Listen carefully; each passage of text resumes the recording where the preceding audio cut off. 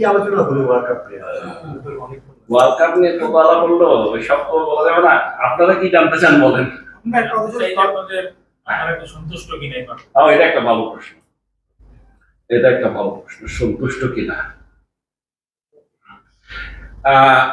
আসলে সত্যি কথা বলতে কি, ব্যাচ পারফরমেন্স নিয়ে কথা বলতে গেলে যে ধরনের যে ব্যাকগ্রাউন্ডটা করা দরকার ওটা করা হয়নি। বাট আমি আপনাদের প্রশ্নের উত্তর দিব সব, ঠিক আছে? আমরা কি মনে করি, এটা আমি আরো ভালো হতো যদি ক্যাপ্টেন, কোচ, ওদের রিপোর্ট গুলা, কোচের রিপোর্টটা পেতাম, টিম ম্যানেজমেন্টের রিপোর্টটা পেতাম, ক্যাপ্টেনের সাথে কথা বলতাম, তাহলে আপনাদেরকে আরো স্পেসিফিক বলতে পারতাম।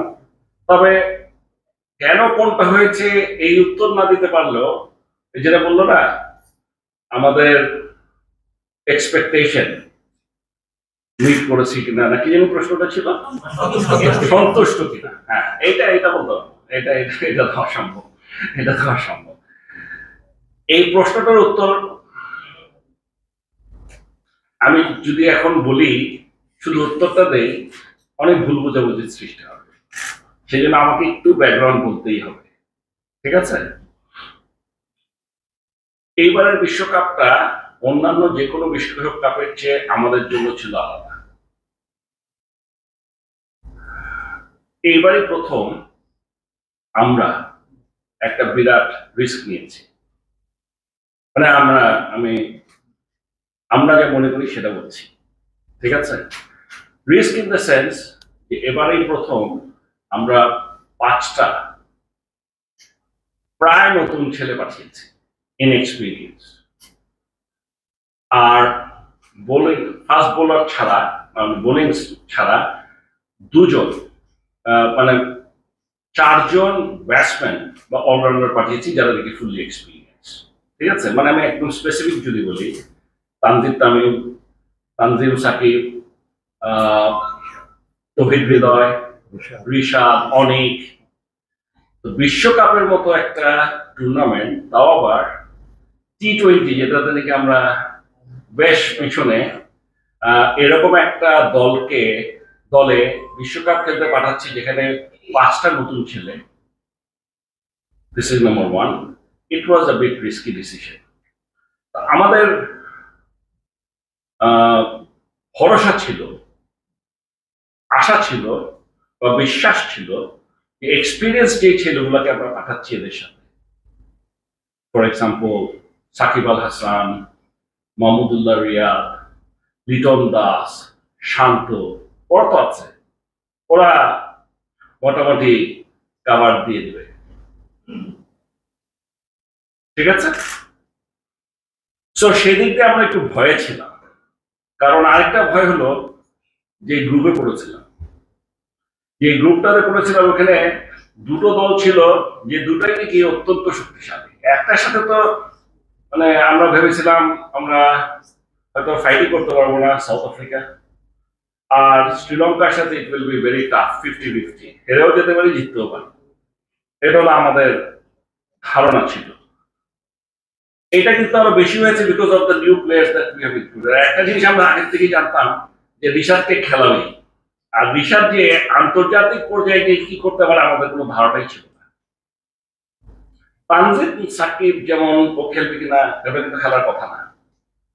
মানে আপনারা একটু পরিস্থিতিটা যদি বোঝার চেষ্টা করেন, যেহেতু শরীফুল ইনজুর্ড হলো, ও একটা ম্যাচ খেলার সুযোগ পেল, খেলার পরে ওর পারফরমেন্সটা ভালো হওয়াতে ও কিন্তু খেলে গেল। So this is one. Now এখন যদি আপনারা বলেন, সেই দিক দিয়ে যদি আপনি চিন্তা করেন এবং পাশাপাশি যদি চিন্তা করেন যে এই টুর্নামেন্টটা was not like any other tournament for others also, তাহলে আমরা না, এই টুর্নামেন্টের আগে কেউ চিন্তা করতে পারে নাই যে পাকিস্তান, শ্রীলঙ্কা, নিউজিল্যান্ডের মতো দল সেকেন্ড রাউন্ডেই যেতে পারবে না, এটা কেউ চিন্তা করে, ঠিক আছে? এই টুর্নামেন্টের আগে কেউ চিন্তা করিনি আমরা যে অস্ট্রেলিয়া সেমিফাইনাল খেলতে পারবে না। যে গ্রুপিং করা আছে এখান থেকে ধরেই নেওয়া হয়েছে, মানে কেউ যদি জিজ্ঞেস করতো, মুখে না বললো, সবসময় তো আমাকে জিজ্ঞেস করলাম সবসময় বাংলাদেশ, কিন্তু আসলে মনের মধ্যে মনে হতো যে এখান থেকে অস্ট্রেলিয়ার ইন্ডিয়াই যাবে। So this is what it is, এটা হলো রিয়েলিটি। সেদিক দিয়ে যদি আপনি চিন্তা করেন, আমি বলবো যে প্রথম রাউন্ডে যে খেলাটা বাংলাদেশ ভালো খেলেছে এবং শ্রীলঙ্কার সাথে তো অবশ্যই ভালো খেলেছে, সবচেয়ে ভালো খেলেছে সাউথ আফ্রিকার সাথে। আমার আমার মনে হয়েছে যে সাউথ আফ্রিকার সাথে ম্যাচটা বাংলাদেশ সবচেয়ে ভালো খেলেছে এবং আমরা সবসময় জিতার মতোই ছিল, এই ম্যাচ হারার কথা না, ঠিক আছে। বরং যে দলটির সাথে আমরা কখনো চিন্তাই করি নাই যে আমাদের কোনো বেশি চিন্তা করতে হবে, আমার বুকের ব্যথা শুরু করে দিয়েছিল নেপালের সাথে খেলা দেখতে গিয়ে তো বুক ব্যথা শুরু হয়ে গেছে, আরে কি মুশকিল। মানে আমি বলছি যে এইবারের টুর্নামেন্টটা খালি আমরা না, আমি বলবো সকলের জন্য। কারণ আপনারা একটা জিনিস চিন্তা করে দেখেন, বাংলাদেশ না হয় ঠিক আছে ব্যাটিং খুব খারাপ করে, প্লেয়ার ভালো না, মানুষজন বলতেই পারে এই খেলা দেখে।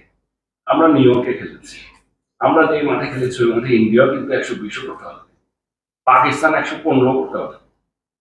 আর সেন্ট ভিনসেন্টে আমরা যে উইকেটে খেলেছি সেই উইকেটে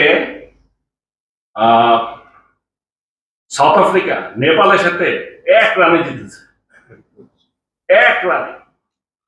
এটা কি সব দল খারাপ হয়ে গেল? না, কিছু একটা আছে যেটা নিয়ে আমি এখন কমেন্ট করতে চাই না। ইট ওয়াজ নট, আমরা যেরকম এক্সপেক্ট করেছিলাম ওই রকম এক্সপেকটেশন হয়নি। এই সব কিছু চিন্তা করে যদি আমি কথা বলি, প্রথম রাউন্ডের খেলা দেখে আমাদের অবশ্যই আমরা খুশি হয়েছি যে আমরা উই কুড কোয়ালিফাই। এইখানটায় যে সমস্ত কন্ডিশনে আমরা খেলেছি, এখানে যে কোনো টিম যে কোনো কাছে হেরে যেতে পারে, ভালো খারাপ বলে কিছু নেই, ওদের কাছে এটা আনএক্সপেক্টেড। আমি নিশ্চিত অন্যান্য দল যারা খেলেছে, আমরা যে সমস্ত উইকেটে খেলেছি তাদের জন্য unexpected. So this is one. So এদিকটা আমি বলবো আমি খুশি। আবার আরেকটা জিনিস একদম উল্টো হয়ে গেছে, মানে আমাদের এত বছরের আমার এক্সপিরিয়েন্স একদম কোনো কাজেই আসলো না। আমি যেখানে ভাবছিলাম এই নতুন ছেলেগুলাকে নেওয়া হলো সবচেয়ে রিস্কি, এরা এবার কিচ্ছু করতে পারবে না, আমাদের সিনিয়র প্লেয়াররা ভালো করবে, এটা উল্টো হয়ে গেল। মানে আমাদের সিনিয়র যারা ছিল তাদের যে কাছ থেকে যে এক্সপেক্টেশন ছিল তার আমরা কিছুই পাই, বরং নতুন কয়েকটা ছেলে দারুণ খেলেছে। এখানটায় আমাকে যদি জিজ্ঞেস করেন, তৌহিদ হৃদয় হ্যাজ প্লেড ভেরি ওয়েল। এখন তৌহিদ হৃদয় আর তানজিদ তামিম এরা কিন্তু একদম নতুন না, তারপরও আমি বলবো T20 ওয়ার্ল্ড কাপ খেলার জন্য এই সমস্ত দেশের জন্য তাদের এক্সপিরিয়েন্স অনেক কম, এখনো অনেক বাকি আছে। রিশাদের খেলা, তৌহিদ হৃদয়, ইভেন তানজিম সাকিব, এদের খেলা আমাদের চোখে পড়েছে, এদের খেলা দেখে আমাদের ভালো লেগেছে। তো সেদিক দিয়ে বলতে গেলে ওরা যে ভালো খেলেছে সেই এক্সপেকটেশন আমি করি নাই, কিন্তু করেছে সেটাও ভালো লেগেছে। এক্সপেকটেশনের চেয়ে বেশি ভালো করেছে, বিশেষ করে রিশাদের কথা আমি চিন্তাই করতে পারি।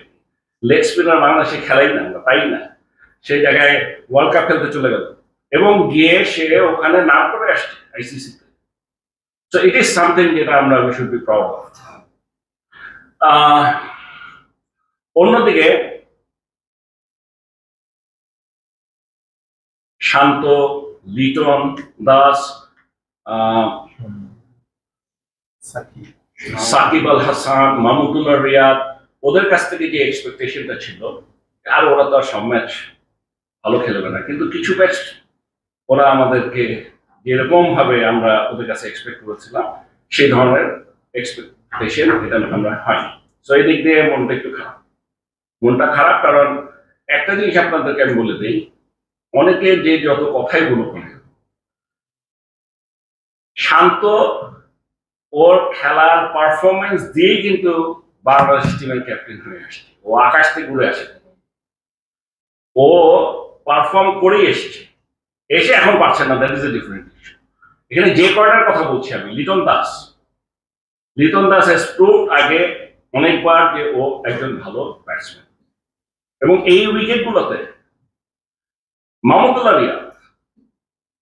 মাহমুদুল্লাহ রিয়াদ তো টানা ভালো খেলে যাচ্ছে। এই মূল পর্বে এসে যে ডিফিকাল্ট উইকেটে খেলার জন্য আসলে ওদের উপরেই আমাদের সবচেয়ে বেশি ভরসা ছিল। সাকিব, এটি মানে এখন সাকিব আর মাহমুদুল্লাহ রিয়াদের তো খেলে প্রমাণ করতে হবে না যে ওরা কি, মানে ওদেরকে ভালো খেলে দেখাইতে হবে যে ওরা ভালো প্লেয়ার। এটা তো মানে এগুলো নিয়ে কেন মানুষ প্রশ্ন করার কোনো কারণই নাই। ঠিক আছে, সাকিব ব্যাটিং পারবে না, বোলিং করবে, কিন্তু দেখলাম বোলিংও ঠিক মতো করতে পারছেন না, মানে বা আমি আমি ওরকম দেখি নাই বোলিং এ কিছু। সো এইটা আমাদের ধারণাই ছিল না। তবে দল দল এই সমস্ত কিছু বিবেচনা করে যদি আমরা দেখি, আমি মনে করি অবশ্যই আমরা যে সেকেন্ড রাউন্ডে গিয়েছি সেটা ভালো হচ্ছে না। এখন আসে না প্লিজ, সরি, হ্যাঁ বলো। আপনারা বাংলাদেশের তো টি-20 ফরম্যাটে এমনি আমাদের স্ট্যান্ডার্ড, সেটাকে কি আপনারা আরো লো করে দিচ্ছেন কিনা আপনাদের মূল্যায়নে? কারণ আপনি বলছেন যে আমরা খুবই ডিফিকাল্ট একটা গ্রুপে পড়েছি। আমার মনে হয় বাংলাদেশ সবচেয়ে সহজ গ্রুপে পড়েছে। অন্যান্য গ্রুপে পড়লে হয় ইন্ডিয়া, পাকিস্তান, অস্ট্রেলিয়া, ইংল্যান্ড, তারপরে রাউন্ডে হচ্ছে নিউজিল্যান্ড আপনার সঙ্গে, ওয়েস্ট ইন্ডিজ তাদের সঙ্গে পড়বে। এই উইকেটে যদি ওদের সাথে খেলতাম খারাপ হতো না, আমি তো তাই চাচ্ছি। আপনি আপনি এটা তো বলতেই পারেন, যেমন ধরেন আপনারা বলবেন যে উইকেটে সাউথ আফ্রিকা 115 করতে নেপালের সাথে 20 ওভারে কষ্ট করে 1 রানে জিততে হয় 115 করে, আপনারা বলবেন 12 ওভারে 115 করে কোনো ব্যাপার নাকি ছিল না? আমিও তো জানি ব্যাপার না, কিন্তু এখানে এসে কেউ করে দেখাইলে সেটা বুঝতে পারতাম। তবে আমার যে প্রশ্নটা ছিল সেটা হচ্ছে কি, এটা তো গ্রুপিং এর কথাটা বললেন না না, গ্রুপটা আমি বলছি আমাদের কাছে মনে হয়েছে যে এই দুইটা দল ভেরি স্ট্রং।